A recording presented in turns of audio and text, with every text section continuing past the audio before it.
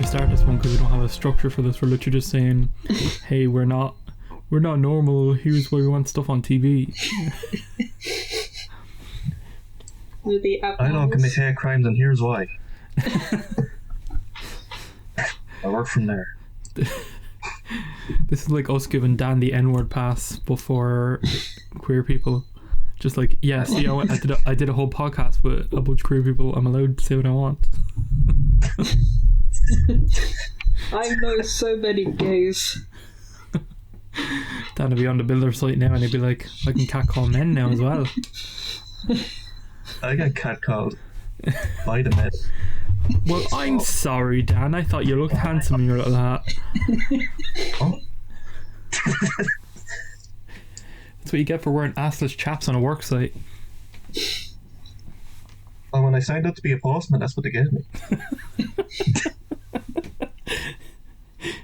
You're still going to wear your own pants under those chaps. I don't even know how to fucking start this one. I've been recording for nearly 3 minutes. I'm here and I'm queer. No, that's the start. There we go. Welcome back to another episode of Potluck Culture with, again, as always, myself, James, and Dan. And we have our friend Kate back again. Yay. Say hello. Hello. I'm back. So, as Kate so eloquently put at the start of the podcast here, it's the month of June. So June is Pride Month all over the world. So we're kind of breaking formula of the podcast a little bit and doing a general overall discussion on representation from the alphabet mafia in media and kind of TV shows and movies. And just so you think, we just brought Kate in as a token member of the LGBT plus community. Not true, although Dan could state what he is or whatever, but I'm Dan is the white bread. He is the focus group, or what do you call it? He what do you call it in like an experiment? Control? You have your control group, yeah. And as for myself, I'm not going to say exactly at the minute. I'm still going through that myself, but let's just say not default for the minute. Not using it as an excuse card, just putting it out there. So that it's not like, oh, here's a bunch of straight away people talking about this representation stuff. They're bullying me. And Kate's kind of been vocal enough on her own social medias about her own stuff. So, yeah. You don't have to say here, just even if you wanted to, for a kind of a present your card so we can move on. Oh, me? If you want. Yeah, I'm Kate, and you know my name, but I'm still kind of exploring my gender, and a while back I settled on kind of gender flux, which basically, you know, most of the time it's like, okay, I'm a girl, and sometimes it's like, not really feeling girl, more like demi-girl, and sometimes it's like, what is gender? So, yeah, this just amounts to be filling my wardrobe with shirts and just not understanding gender roles. It's fun. I feel that. I just mostly use she and they pronouns interchangeably, and I whacked they first on Twitter because no one ever uses it, so what comes first will be used. Okay, and yeah. Sorry, I don't know where to go from here. I don't know how to respond. Anyway, we were saying we do kind of a more casual shooting the ship style podcast for this because we didn't really have a specific aspect of pop culture or I keep saying pop culture now because that's just the name of the show, of pop culture to explore this time. So we're just kind of going to go through some representations in media that we think are good, we'd recommend for people, and then maybe what we'd want to see as well at the same time, and maybe some bad examples at the same time. Depends on where the conversation goes. So I don't know, I think a good place to start would be Kate. You're the big writer person. What's from a kind of a writer's point, what's kind of some good examples of queer media you've seen or that you'd recommend? I'm trying to think of big examples because, like, outside of books, there's not that many. You know, you have your little token gay character there, and they're not really explored, rather than being like, hey, I'm gay, look at my boyfriend or girlfriend. Yeah. I can't think of much. I've watched Love, Simon, and I keep on watching that on repeat because what else do queer people have to watch? Yeah, Love, Simon's pretty good. That was a good one. Call Me By Your Name is like one of my favourite movies of all time, and that's just a great like version of representation of it, of kind of discovering your sexuality as a teenager and like finding out you're not completely like thinking you're the default or straight or whatever for the majority of your life, and then having a kind of an awakening and working through that yourself.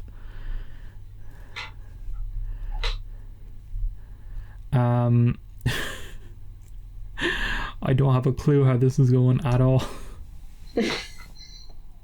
Have you seen Call Me By Your Name, Dan or Kira? Or not Kira, Kate. Sorry. It's fine. Sorry, just to be completely transparent. Is that the anime? No, that's not the anime, Dan. No. That's the movie with... And I have not. It's the movie with Timothy Chalamet. Oh, you haven't? That's okay. If you I've like, been told. if you like Love, Simon, you're gonna like that. It's kind of like a better version of Love, Simon. I'd just say the book's a better version of Love, Simon. So I read the book first and then I watched the film, and it's like, I prefer the book, but the film's pretty good for a book adaptation. The Call Me By Your Name was a book as well. Yeah. And I don't know, I kind of discovered the movie because obviously I'm big into films with my name being James Nolan Films on my medias. So I kind of discover in like the watching of the Oscar movies every year. I usually try and catch up before the award shows, and that one I just ended up like absolutely loving, and I watched it on repeat for about 8 times over the course of a weekend. It's just just such a great fucking movie, and kind of puts you really in the character's main character's head of like what they're going through, and even without that much dialogue, you can kind of tell he's working through what he's working through in his head, like through the acting at the same time. It's a great film, highly recommend it. Yeah, Kate, if you want to talk more about Love, Simon, kind of go into depth with that. I'm trying to think of any solid opinion I have on it. It's just really good, and I like that Simon's not 100% a great person all the time, you know. He can just be a bit stroppy, and it really feels like a teen thing. Yeah. And it's nice, you know, just going through the teen issues as well. Has and Dan just the way seen he Love, comes Simon? out, like. Dan has not. Right, maybe we should give Dan a quick synopsis then without spoiling much. Told you I'll be useless here. You kind of had to be here, Dan. This is the Dan and Jam channel. You sit back and you cross your arms, read the newspaper. I Love Simon's basically this kid called Simon. He's reading message board one day, and someone from his school comes out as gay, and it's anonymous on the board, so he just emails them and they get to talking, and he starts basically falling in love with the guy he's emailing.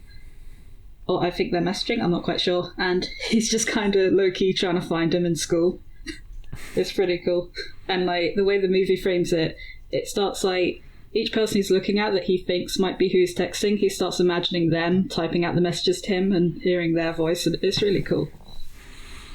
Yeah, it's a really cool device of kind of expressing what am I trying to say, kind of how you see different people, like how like the kind of tones of the mystery guy's writings kind of change depending on what character he thinks it is. Oh. So like he imprints their personalities onto the writings and like interprets it that way. So like maybe if a joke seems to be played straight by one person, it could be seen as sarcastic if he thinks it's a different person, that kind of thing. Yeah. There's a movie. Yeah. Oh. Yeah. It's the kid from what's he from again? I completely forgot. I was going to say the name. Definitely heard of it before. Yeah, there's the sequel series that's kind of related to it called Love Victor on Disney Plus. It's basically the same thing again, that. but a series. I just remembered I didn't even. Is it the guy from fucking Jurassic World? Yes, it is. It's the kid from that. Yeah. Bad. Yeah, and that's my contribution for the night. Dan will tell you what not queer films they're from. Dan's our straight translator. I forgot to say what Call Me By Your Name is about as well, actually. Yeah, I don't have much idea what that is. So I think there's an age gap, is there? A bit of one. It's set in the 80s in kind of outskirts Italy. It's about the son of a college professor, and his dad brings a student to live with them for the summer as a kind of a research trip for them, because they're into, I think it's like archaeology or something like that. So the son is played by Timothy Chalamet, and the student is played by Armie Hammer. So I think they're like 17 and like 22 or 23 or something. So like in Europe, not as bad, like, but yeah. Anyway, so during the thing, he has a few, because it's kind of Italy and the kind of Central European stuff. The main character has like a few girls he's talking to and that kind of thing, because it's kind of that casual way in like Italy and France and places like that. So he has this girl he starts going steady with, but then he ends up kind of infatuated with a kind of a rivalry with the student who comes to stay with them, and then it kind of gets more playful, and then it ends up that they have an affair together over the summer, and it's kind of them discovering their feelings for each other, and just kind of the Armie Hammer's character trying to teach Timothy Chalamet how to kind of process his feelings and work through his new, like, discover sexuality and stuff. And they were roommates. Technically. It just sounds like the tagline. But it's really cute though, because the whole thing of the name of the movie being Call Me By Your Name is reference to a line where it says where they say, "Call me by your name, I'll call you by mine." So it's a way for them to kind of like call to each other and be and not be as obvious. So like they'd call their own name to call out to the lover's name, kind of thing. That's interesting. The movie is beautifully shot as well, and it's just it gives such a kind of summer vibes, as well as having this really good love story at the center of it. Yeah. And I heard the book is very good as well, and the book I think the book skips on like a few years after the movie, but they're making that into a whole separate movie, I think, as well. So I might read between the two movies if I get there. Yeah, so that's another good one for Dan to check out. We're just recommending queer stuff to Dan now.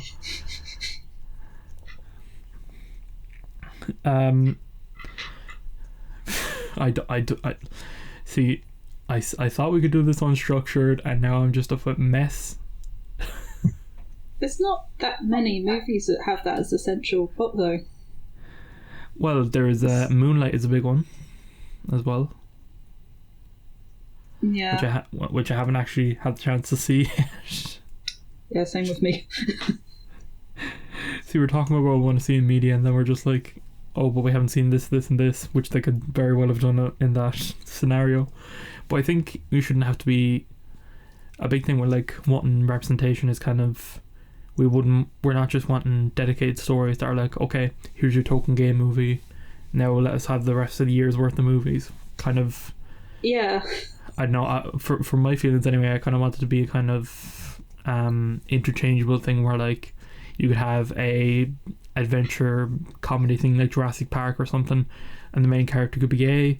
You could have a romantic comedy where like one of the characters is transgender. You could have even just like the likes of like a historical thing, like like with history books for a long time there was a thing of kind of, not, you wouldn't call it whitewashing, straight washing, I guess. Where like if there was couples or people who had affairs that were of the same sex, it was often written off as these were roommates, these were really good friends. They were roommates. These two women lived together in a house with one bed for 30 years and they were really good friends and they robbed banks together and they were just best buddies. They had sex, but that was just what bros did at the time. It didn't mean anything. Yeah. Just guys being dudes. They just slipped and fell. It wasn't gay, guys. It's fine. They were both thinking about women at the time. One of them had long hair. You've got me thinking about ancient Greek stuff, and I'm like, oh no. Oh. But yeah, well, seeing as, again, Kate, you're the token writer for the show. Yeah. What books have you been reading lately? Oh god, so many books. I just finished one with a non-binary main character called I Wish You All the Best, and it's brilliant. It's very sad, but it's very hopeful as well. Like, they get kicked out of their home when they come out to their parents, and they start a new school where they decide, okay, that didn't go so well coming out, so I'll just go back to using he, him pronouns, and they kind of hate it, because obviously, it's not right for them. Yeah. And they just build this relationship with this really nice guy, and it's so cute. But it's really sad because they're trying to get through a lot of their own stuff. So that was a big hard read right there, but also worth it. Like, I loved that. And I'm reading Meet Cute Diary at the moment, which it's got a transgender protagonist, and I'm only halfway through, but it's just so cool because there's one character here like, I'm not sure what my gender is. I'm going to keep playing around with pronouns, and the book just totally respects that. The pronouns keep switching as they're testing out new ones. It's really cool. I've read so many queer books, so I could be talking about this for ages. I have a dedicated shelf now, and it's like I organise them by what type of thing they are. Like, okay, this is a queer romance, this is a transgender story, this is a non-binary story, That's really cool. It is, it's so cool. Yeah, I like how writers are given more of a chance to express it, because the pool of writing is kind of more what's the word, like, I'm not trying to say diverse, I'm trying to say like the people who books appeal to has a wider range. You could have someone who's wanting a comedian's autobiography, and then you could have someone who's wanting like a transgender main character's like story struggling with their identity kind of thing. There's like a big spectrum there. And thankfully with the likes of streaming services and stuff like that, and not just mainstream TV, that's kind of opening up for TV and movies now as well. So hopefully they'll start like catching up that way to books in a big way, because again, we're still at the kind of stage now where like the most popular stuff still doesn't have the greatest representation. No. And when they don't, they try to pretend they're self-aware, so that as if that excuses it.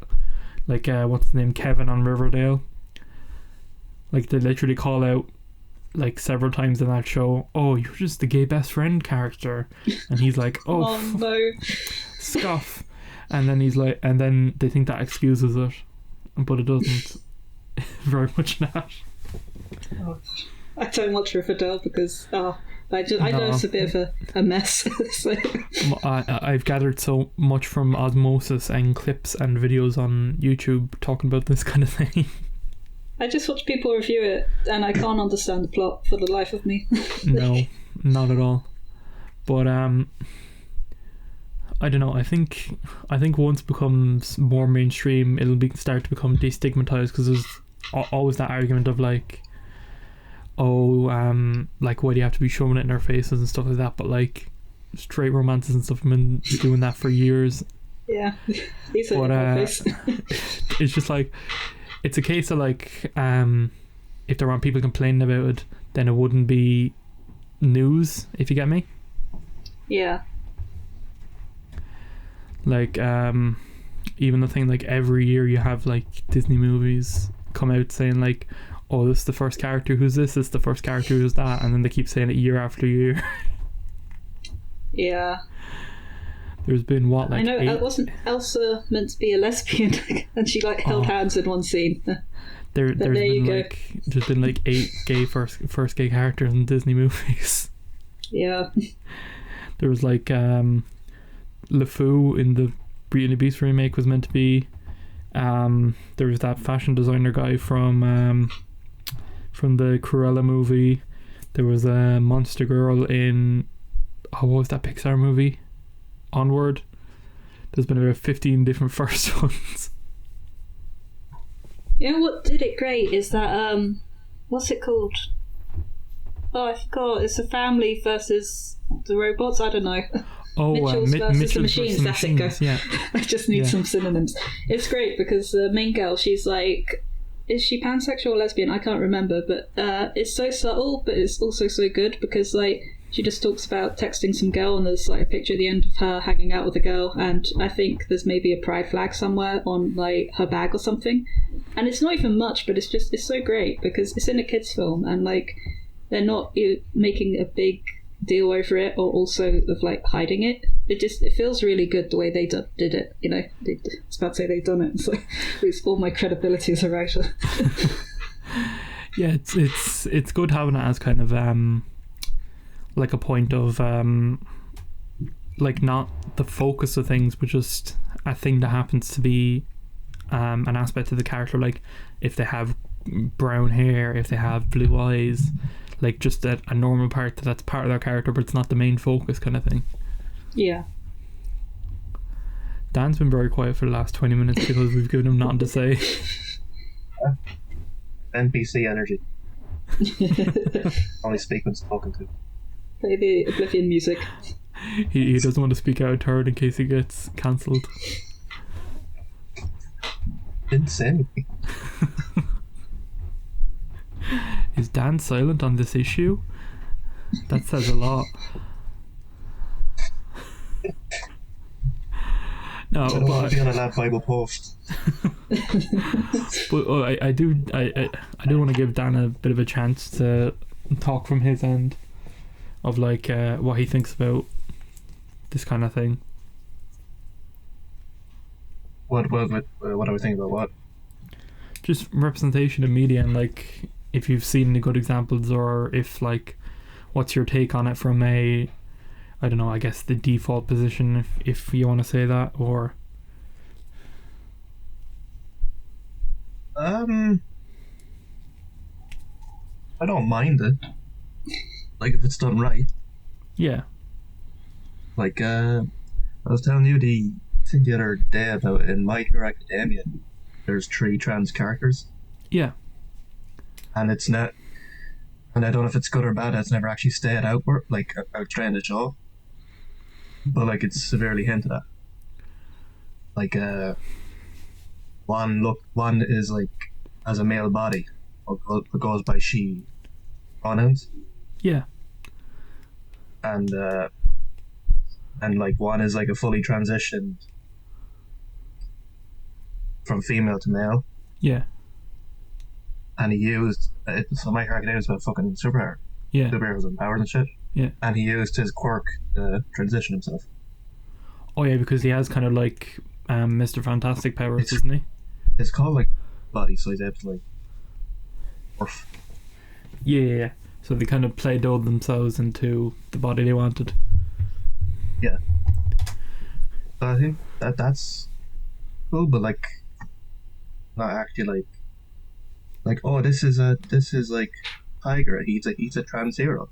Yeah, they didn't stop the show to. Yeah, it's just like oh this is Tiger. He's a hero. Yeah. Who just so happens to be. Right? Yeah. And it's a really great way to go about it. Like even like trying to get it in. I know people are like, oh, you're indoctrinating kids and stuff like that, but like kids do need to know about this stuff because these people, like, we're not going anywhere, bitches. we're not leaving you alone. We're not going to get beamed up and sent back to our own planet anytime soon. So like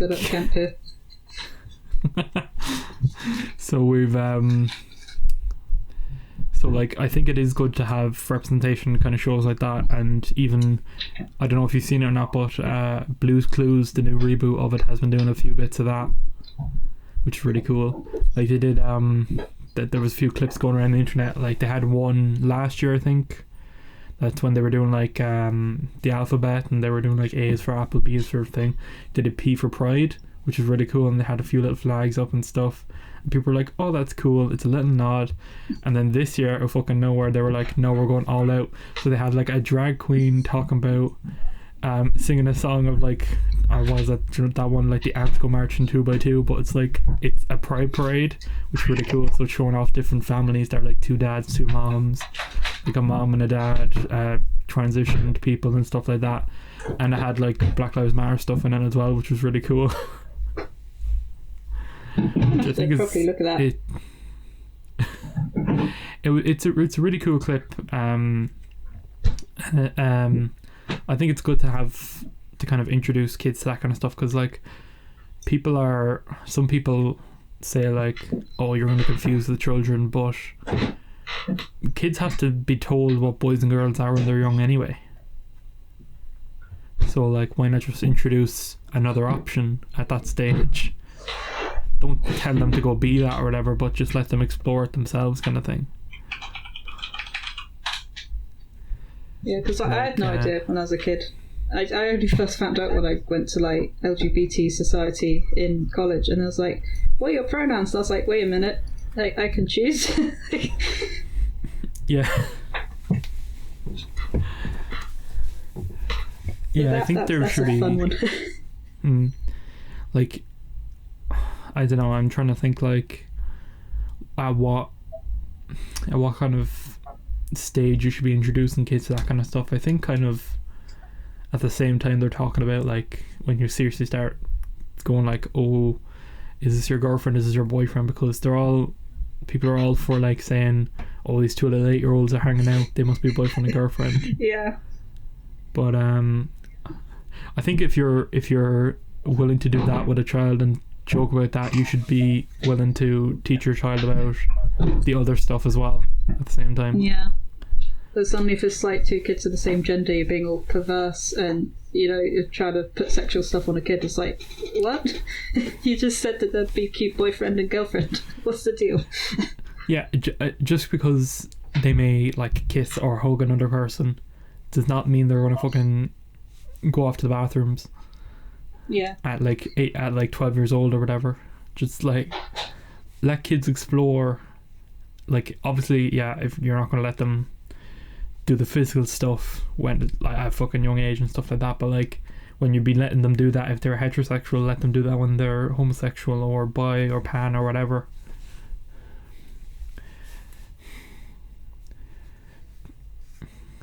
I think some kids shows, like you said, Blue's Clues, are getting a lot better for introducing kids to these concepts. Like, because kids are going to think anything's normal unless they're told otherwise. Like, so, exactly, kind of by not showing it, they'll start thinking, oh, okay, it's just a man and a woman. But like, doesn't Arthur have? I think Arthur has a gay couple, don't they? Yeah, his teacher. Oh yeah. Yeah, that came out a few years ago. Like it wasn't like it was made a big deal of all the media because there were people giving out of it and such. But like in the episode itself, it was literally just like, I think his name is Mr. Ratman or whatever. He was just like, I won't be here. I think that's his name at all. Yeah, I was like, oh, Mr. Ratman. I'm gonna go off on for a while, kids, because I'm getting married. And the kids were all speculating. Oh, I wonder who the girl is. Oh, I wonder. And then Arthur's at the wedding, and he sees the 2 men walking down the aisle, and he's like, oh, okay. And then he's like, oh, Mr. Ratman looked really happy, and that was the episode, and they got married. It was very cute. His name is Nigel Charles Ratburn. Oh, Ratburn. It's not Ratman. Ratburn. That's a hell of a name. Nigel Ratburn. Is Mr. Ratburn a top or bottom? Where are you getting this? I just looked up Arthur teacher. Internet is very cursed. Oh, Jesus Christ. No. I think a good one. I know it gets mean to fuck out of because of it now, but I think Steven Universe was a good introduction to same-sex couples and kind of the idea of gender at the same time as well, because like when it started airing in like 2013 or something, I was only like talking about that kind of stuff. I didn't know that I knew people that were like that kind of thing. So it was a good thing on the creator of the show's creator part, to just be like, yeah, this alien race is all females, so if you want any romance in the show, it's got to be gay. She kind of had like a gotcha card for it. Yeah. But in the sequel series, Steven Universe Future as well, there's a new character comes into it who's non-binary as well, which is really cool. And it's like, there's not a big deal taught about it as well. It's literally just like, hey, this is Shep, they're my new partner, and then the episode just goes on from there as if they're just one of the cast. Yeah. I'm glad we moved past I remember in like old kind of Disney Channel kind of shows, and you'd have that one gay guy, and they'd come in, they'd have the gay voice and whatever they're doing with their hands, and like they'd just be dressed in I guess Disney queer coded wardrobe, and it's just it's awful. Even as a kid, when I didn't understand that stuff about myself, I felt uncomfortable. I specifically remember Hannah Montana with that fashion designer guy, and I just didn't like it. Yeah. You see, because that's like leftovers from the what was it called? It's the something code. But there was some like code back in the 50s or 60s, like television standards and practice code, that was like, if you're going to portray someone as homosexual or queer coded, they have to be the bad guy, and they have to be expressly the bad guy, which is why kind of all old Disney stuff like that was very, the bad guys were all kind of dramatic and stuff like that, like the fact of like Ursula being based off Divine, the drag queen, and Scar having that very theatrical gay kind of Ian McKellen kind of voice on him. Yeah. And that's still kind of bleeding into modern shows without being explicit, like where people might mean it like that, but they're basing them off of other characters who were held to that standard, that kind of thing. Yeah. It sucks for gay writers too, because you could have your whole cast as gay, right? And obviously if you want your evil character to be a bit theatrical and they're also gay, suddenly it feels like you're a stereotype, even though your whole cast is literally full of like gay people or like trans or non-binary people. It's just suddenly like, I feel like Disney. I have like a bit of a very theatrical gay villain, and I'm very, very scared that it'll be construed wrong. There's always those kind of tropes that keep popping up in media now, that like, but the fact that people are starting to recognize the tropes and like some common trope, kind of recognizing like where it's used well and where it's used poorly, that they can differentiate it now. Because I think media literacy is like a big thing when it comes to that kind of stuff, like people being able to figure out that kind of stuff.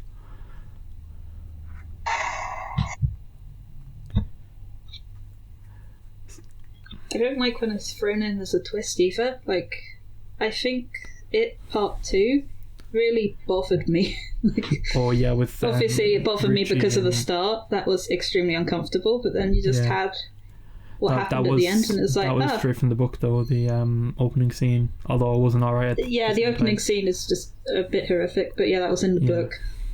It wasn't as bad in the book, I swear, but the movie, it's just because you're seeing it, probably. But the whole Richie being in love with what was the other character's name? Which one was he? I know it was the kid Stan, from no, it was the kid from Shazam. Yeah. Eddie. Eddie. Yeah, it was Eddie.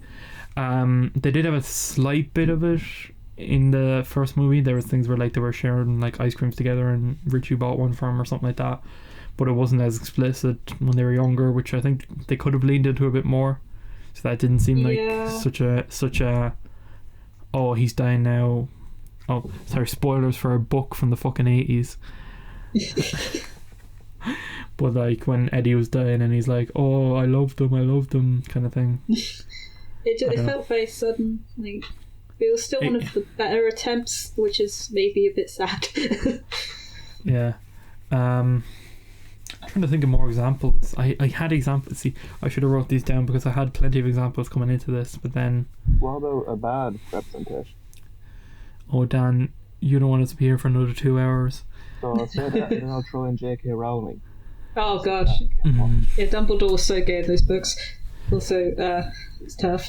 Well, there is a bit of an excuse to be used there where it was like, okay, it was written from Harry's perspective a little bit, so like he wouldn't have picked up on those things as much.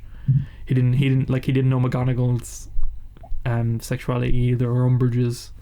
So like, but at the same time, when you get to the more mature stuff like Fantastic Beasts 2 and stuff like that, when the two characters she says had a history together, and this was the time they had a history together, and then they don't show it, that screams like tokenism for the sake of it. Yeah, when you've seen what's come out about her now, it's clear she was doing that for brownie points for a community she doesn't even care about, because Fantastic Beasts was the perfect opportunity to do it if sure. that is what she actually intended, and then she didn't. So it's like, well, it's very clear where you lie now. Yeah. And as well, like, she's just bad with like everything. Like, the one Asian main character in the books is called Cho Chang. It's very awful, and just looking back at it from when you were a kid, you can see there's so many like stereotypes and awful kind of portrayals of communities, and but like she doesn't even think about what she says when she tries to sound profound as well. She came out a while ago as well saying that, well, werewolfism was meant to be a metaphor for AIDS. And it's like, oh, okay, someone battling a disease that they can't fight or whatever. It seems on the surface alright. When you look into the actual fucking situation of it, everybody who has werewolfism apart from lupus is a bad guy. Yeah. And then he also went rogue halfway through one of the stories and tried to infect a bunch of children. So that doesn't really... Now you said it seems very bad. Yeah, it doesn't paint the best picture of people suffering with such a disease. He's going after kids now. Yeah. And God. As we all know, during the writing of those books, which was in the 90s, what was the biggest community that was dealing with the AIDS crisis? The gay community. So if that was her intention, that would have been another homosexual metaphor representation, and then having them prey on children was a fucking bad stereotype at the time. It was automatically assumed in some circles that if you were gay, you were a pedophile, which is just fucking disgusting. You somehow made her even worse. Like, I thought she can get worse, but I didn't hear this thing before. Yep. That's awful. Yeah. Actually, if you want to hear more about that, going to boost a queer creator, you can check out Sarah Z or Sarah Z, depending on whatever way you want to pronounce it, on YouTube. She does video essays, really fucking great video essays, and her co-writer is a trans woman, and she has a video on kind of death of the author and J.K. Rowling in specific, so talking about kind of the bad takes she had on her story and stuff like that, and what way you can try and interpret them, and then what you can do about it for yourself as a fan of the series. So it gives you kind of a reference point on how to try and work through this media. See, the bad thing is the point of time we're in, as much as J.K. Rowling's poisoned the well, she's also like, as much as she's saying, oh, I've been cancelled, being cancelled has found her like this perfect rabid fan base of people who eat up all these turf analogies she has and just agree with her that, trans women aren't women and proper go for people, because they think they're going after all innocent J.K. Rowling. It's disgusting. Like, they always have those arguments of like, she always tries to go on that rant on Twitter as well about like, what about trans women in bathrooms, and there's never been a case of like, number one, like the argument of they can go in there and just assault women. You can say you're a transgender, go in and assault women, and then get away with it. No, even if they went in and assaulted women, they'd still get in trouble for it. They wouldn't get passed off because they are women. Yeah, what fancy world is she in where the police treat trans women better than regular women? like cis women. Regular was a very bad word, I'm sorry. Yeah, another thing they another aspect of the argument is they think that just normal men will go in, claim they're trans, and go in and assault women, which is like, okay, that's not a trans woman's fault. That's a straight man fucking that up. I feel like if a straight man that violent wanted to assault a woman, they wouldn't even need to pretend they're trans to get in. No, they'd just do it. They wouldn't care. They wouldn't care. They wouldn't be putting thought into this. That's like saying a fucking I'm trying to come up with an apt analogy, but you know what, never mind, I was going to say something really fucking stupid. I want to hear it. No. How stupid is it? I was going to say, what if they disguised the plane as a cloud going into the towers? It still makes more sense than what actually happened, or what they claim happened. Oh damn! We don't need to go down this rabbit hole now. Oh, don't get me started. That's the April podcast. Can we do a 9/11 podcast? Break down the whole event. We're not doing a 9/11 podcast. We can do a conspiracy theory one maybe.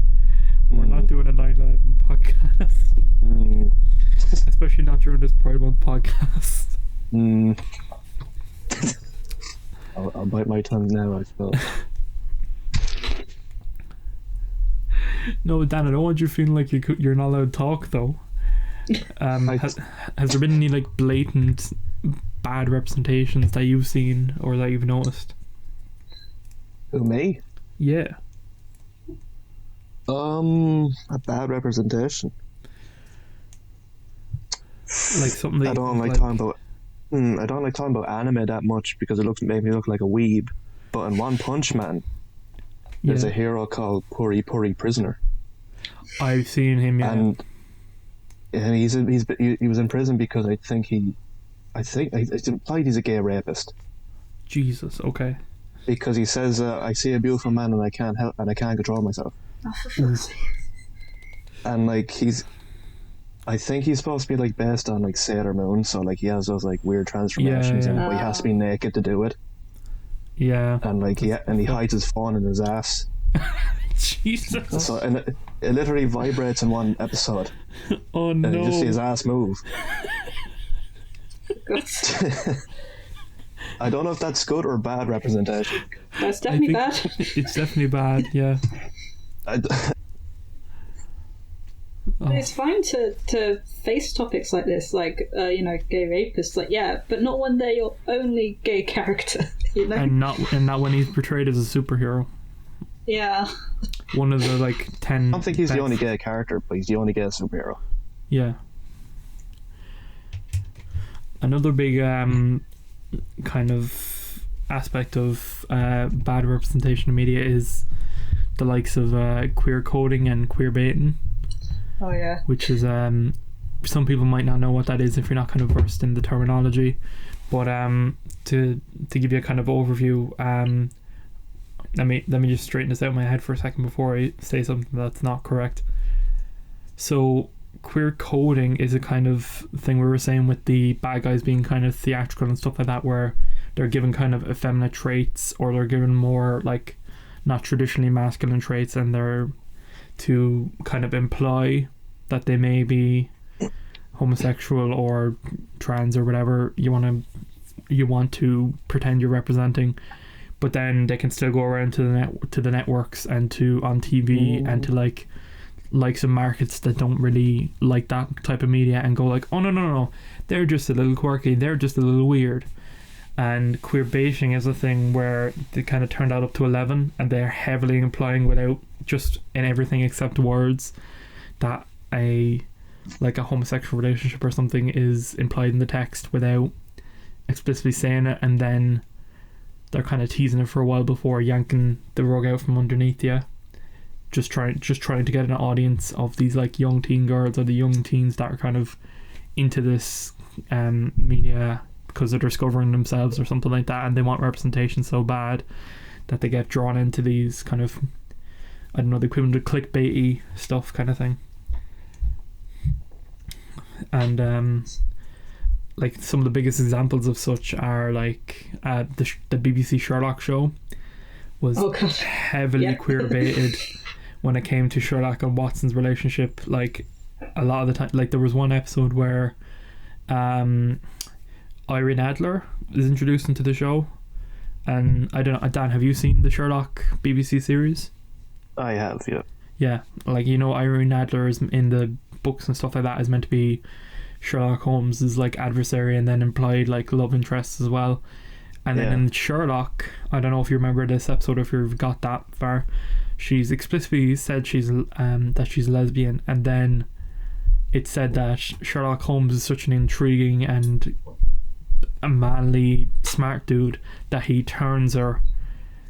And it's also implied that John Watson has the same thing done to him, because there's a scene, I don't know the exact wording of the clip, but it's kind of she says something along the lines of, oh, I've seen the way you two act, and then he goes, no, I'm straight, and then she goes, well, I'm gay. So but there's just something about Sherlock Holmes. What is bisexual? Yeah, exactly, yeah. It's so easy. So like, why are these shows doing this? It's not. No, she's explicitly a lesbian who's turned by Sherlock. You can even be like, be bisexual with preference for women, and then be like, oh, he's like one of the few men that I'd hop into bed for. You don't have to be, I'm a lesbian who was turned by him. You know? Yes, like everybody and Ryan Reynolds. Yeah. But another example of that was Castiel and Dean Winchester. Yeah, Dean Winchester in Supernatural. Either of you been watched that the whole way through? I can't, it's too much of it. I'm very scared. No, that's fine. Kind of implied spoilers for one of the last few episodes. It's not like a plot-wise spoiler, but kind of is. The whole time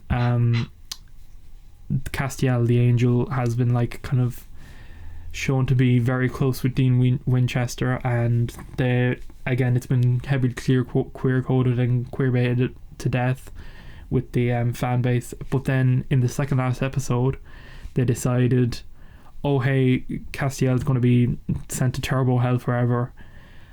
Spoilers for a show that's fucking 4 years old or whatever. He gets sent to turbo hell, and when he's on his way to turbo hell, did it last year? Yeah, it was last year. Well, sorry, if you were going to watch Supernatural, we'll catch up. But he turns to Dean and he's like, Dean, I love you, and then he gets sent to turbo hell forever. Just after saying it? Yeah, just after saying it, like he gets sucked into a dark void, because there's context though.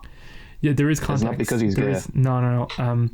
But well, not from the show's story, but maybe from the studio's point of view, because I think a season before they were saving this young kid's life that kind of became the group's adoptive young teen, young adult friend or whatever. Like, he became like the kid of the group or whatever, and he was implied to be becoming God or something, because God has like Santa Claus rules where like one guy dies and then a new guy becomes God.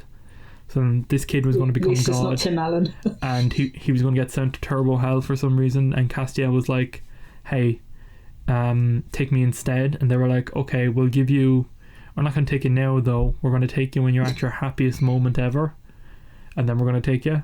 So then they're like cut back to the episode where he gets taken away. They're getting like chased by a bad guy that they can't really defeat. So Dean and Castiel are like, what we're going to do? And Castiel's like, I'm going to get sent to turbo hell and drag this guy with me, or whoever it was. And Dean was like, how are you going to do that? And he's like, well, I made this deal that when I'm at my happiest I'm going to get sent to turbo hell, so Dean, I love you. And then he gets sucked into a dark void and doesn't return for the final episode of the show or anything. he's just never seen the show again or mentioned. James, So- is it actually called Turbo Hell? No, that's just the term. Okay, thank God. I was thinking. Oh I think my God. it's called the Void. I think Okay, it's called the well, Void. that's- It's Yeah. it's like the realm between realms type thing. I couldn't it's- believe they had it's the balls to call basically- it Turbo Hell. Like, No, it's basically Turbo Hell though. And maybe It's- stealing that from a Sarah Z I video. think it's actually. limbo. It's supposed to be like a limbo. Yeah. Well, it's a black nothingness anyway, and he's never returned from it, and he's never mentioned again. He in is the show. actually. He's not returned from it. He is mentioned at the end though. He's 'Cause he- mentioned. He caused an uprising, I think, Yeah. if I recall. So they- he did get out of Turbo Hell or Okay. whatever. the fuck. Okay, my mistake. Oh. But they don't meet back up with him though, because the in the last episode, like in a span of like 30 years or whatever, the two brothers die and they meet up in heaven, and Castiel's not there, but their car is there. Their car ends up in heaven, but not all cars go to heaven. Yeah. I don't know. Speaking of think, hell, if you want good queer rep and relationships, you should play Hades. Exactly. Yes. Oh, we forgot to mention gaming actually in a big way. Which ironically, Gaming's a bit of a hot mess. because gay Who's- men. Who's Ming and why is he gay?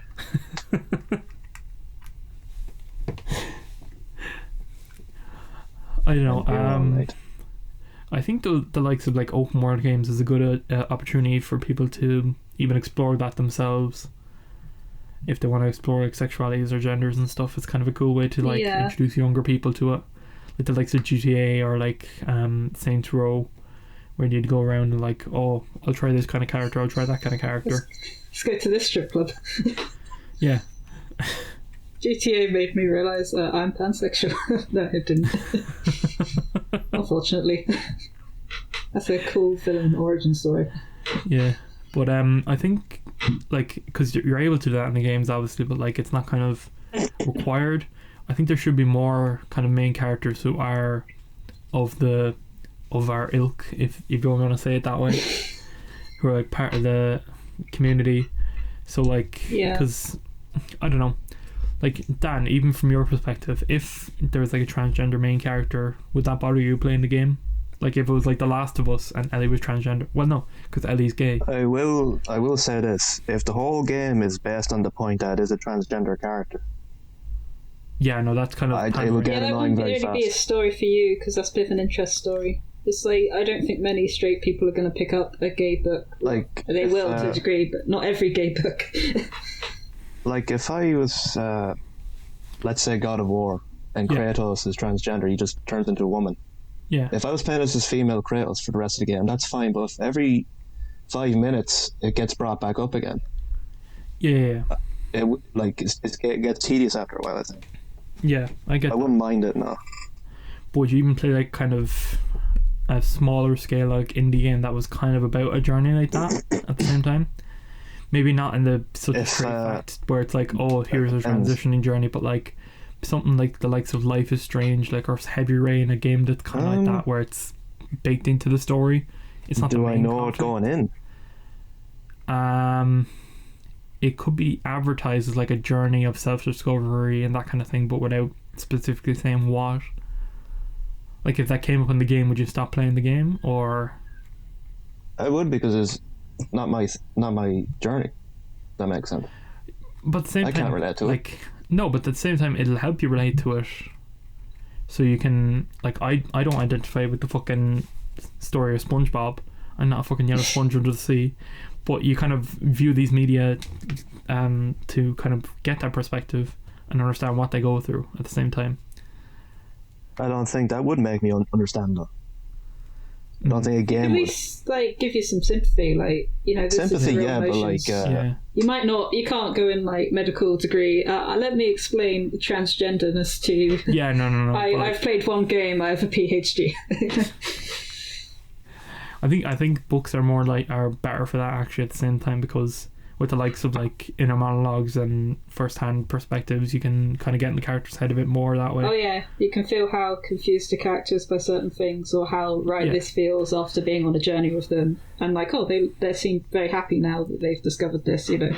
Yeah, Well, like if it was a more casual thing, like we were saying at the start, like if it's more of a casual thing within games where it's not their whole character, but it's just an aspect, that would be, I think that would be good anyway. Like if there was a new something like Uncharted or Lara Croft kind of thing where the main character happened to be like non-binary or something like that.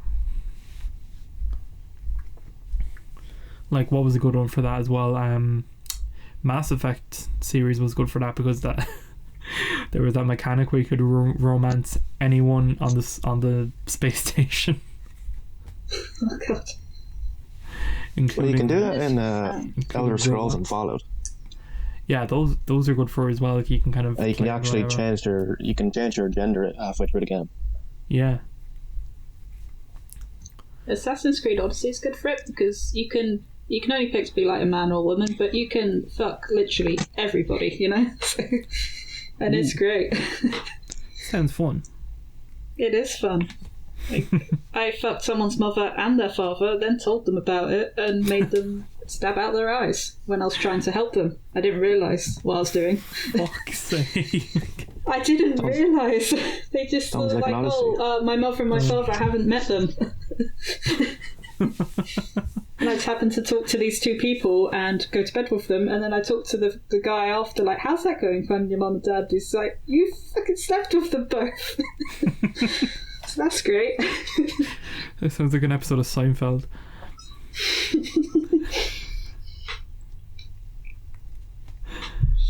Oh. I'm trying to think of other games. Like the closest, probably my first experience with anything crossing gender boundaries was Final Fantasy VII, where Cloud puts on a dress. It's like, oh my god, he looks so pretty. Yeah. In his pixelated form.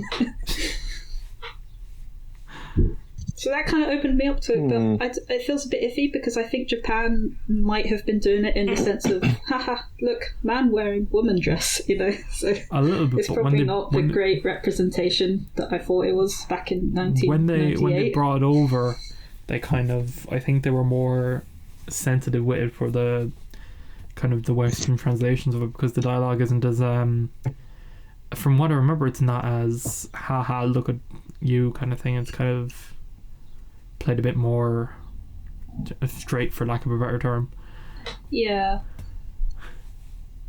What I do like about that sequence though is when you can get in the hot tub in the B room or whatever you call it, and then all those men walk into the room and just like get in the hot tub with you. Yeah. Sounds like a good time. There's a Legend of Zelda game where Zelda turned into a man. Sheik is a woman, isn't she? Or is she just no, I think gendered? Sheik is male, as far as I know. Yeah, I can't. I think it was like remember. a spell. Oh, That she put herself. Yeah, because she had a male figure, I think, Yeah.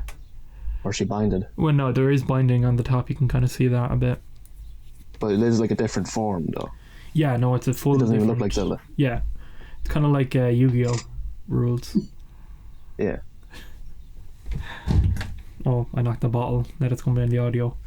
I tried the whole fucking audio. That would even be cool as well if there was Sorry, go on, Kate. We've both gone at once. I was going to say I love Breath of the Wild. Like with Link, like you could just put him in the little Gerudo outfit, and he looks fabulous. You know, It's so good. It's so good. It is. Yeah. I love his hair. I love in the trailer for the second Breath of the Wild game his hair. He's so great. His hair is. You know, he doesn't really cool. conform to these. Oh, look, he's such a masculine figure, even though he's a proper, hero. It's not. Yeah. Look at him, so muscular, short hair, big muscles. You know. I like him. I like him like that. Like Link you is can do great. it- I will forever fangirl about Link. Not to the same extent, but you can put Mario in a wedding dress in Mario Odyssey. I like that. And there's nothing said about it. I think Bowser compliments your Bowser dress. does, I think. He compliments your nice. dress though. I think he says you're looking snazzy, or Yeah, you're looking sharp there, boy. he has a different line of dialogue if you do it. Yeah, if He's you, gonna kidnap if you you. burst in on the wedding at the end with a wedding dress. Bowser, how dare you? You're meant to marry me. I'm going to do that. I'm replaying Mario Odyssey and I'm not that far through, so I can't wait. Yeah, get yourself a wedding dress and then Yeah. Go break out the wedding. I think when I played it first, I was Like wearing a that scene space from Shrek. helmet. I was wearing a space helmet and those like Love Heart underwear. Yeah. I was wearing the beach outfit, whatever that is, you know, the little swimsuit thing. So Yeah, that's what I was on about as well. Yeah. So he's like. that's the only good thing I could. I was like, I want to look funny. Yeah. We'll never experience that now, Dan, because we're too far behind. Oh, don't remind me.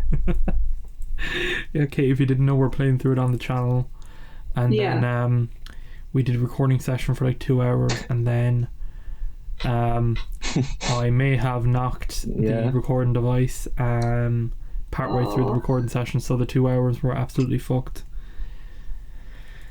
But we also saved before, so we're 2 hours ahead in the game and can't go back, so we started a different Mario game instead. Oh. Which you can check out at linked at the end of this episode. We're playing Bowser's Fury.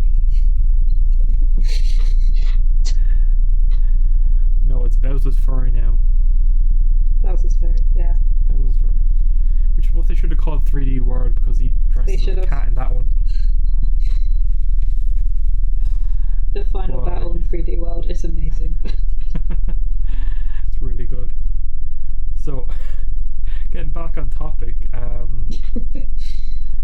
think we can start wrapping it up now. We're at the kind of usual hour-ish mark that we do.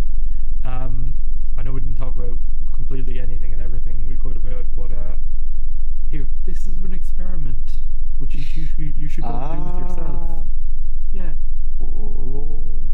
We're experimenting with the format of the show, and you should experiment If you yourself. like, by the way, because you kind of phrase it like a demanding thing. Yes, no, yeah, if you like, it's up to you. It's like, you phrase it like a Big Brother announcement. If you'd like, you can lick an asshole. What?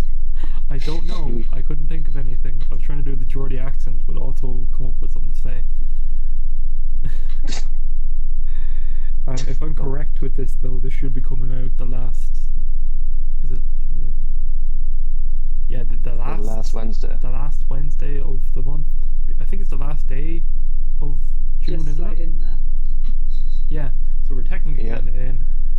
Milk that fragment of teeth at the very end. Bring it all back. But if people like this kind of thing and want us to do it next time again, or not, well, not the next episode, but want us to talk about this kind of stuff more, let us know. We might do another kind of project thing that's a side thing we could start. But Oh, you tease me. Becca. You just call me a baka. No. Did. So I think we're going to wrap up for this episode. Any more last recommendations, or kind of a recap of recommendations for people to go check out stuff? I have so many book recommendations that Okay, I'm going to drop a comment on the video. List off about 3 or 5. Okay, Do it. my favourite ones. Autobiography, sorry, this boy in the middle. Very, very good. It's about a gay boy who gets with a Mormon gay boy, so that's great. Cemetery Boys is it's very good. It's about a trans guy who's kind of accidentally summons up a ghost. I don't think it's an accident. He did it on purpose, but you can't make the ghost go away. So I don't want to give away too much because it's so great. And the third book, I would say The Falling in Love Montage. It's by an Irish author, and it's got a very cute lesbian couple. So yeah, I think I'm hitting quite a few markets there. Cool. And yeah, those are all books. I'll put a comment under the video with the authors' names and some links as well. Yeah. I think from my end, I'll go with obviously Love, Simon, great movie. Call Me By Your Name, absolutely fantastic book or movie. And for a fellow creator on this platform, we'll go with Sarah Zed, I mentioned before. She does great video essays on this kind of, on this topic, some more general like TV shows and pop culture stuff. Really great. Check her out. Yeah, and if Dan has anything he wants to say, I know you've been sparse on this podcast. I have been talking a lot on this podcast. We got you out of your shell a bit by the end. We give you something to talk about. I'd say give like My Hero Academia a watch because there's a character for everyone in it. Yeah, that's a great one actually as well. No matter what you're doing. Yeah. Yeah. So Except Black, actually. I don't think there's a Black character. Oh. I could be wrong. Watch You have Attack to on check up on Titan for black characters. If you get far enough in, the tiny island dwelling people will learn of black people. Anyway, it's great. Yeah, so some recommendations there. Again, thanks very much, Kate, for being on the show again. That's no Always problem. great to have you on. You're right crack. Her stuff will be down below. And then we'll have we'll be kind of back to the more structured questions and answers kind of thing next time. Again, Kate, what's anything new you want to promote from your own stuff going forward, or any new projects? I should be working on blogs, but I'm so busy with like 2 different stories. Hopefully one day in the future you'll have Queer Pirates to look forward to, because that's in the state of, people are test reading it for me, so hopefully I can start sending that to agents, and that'll be a nice little gay book on the shelves. Yeah. I have nothing at the moment though. In regards to Kate's work, as I said, we'll have their usual stuff down below, like their Twitter and stuff, and then they have a website as well that I made up last summer or something, so there's some examples of their writing there. And I think Sinead, is it Dan? Yeah. Sinead, happy Pride Month, people.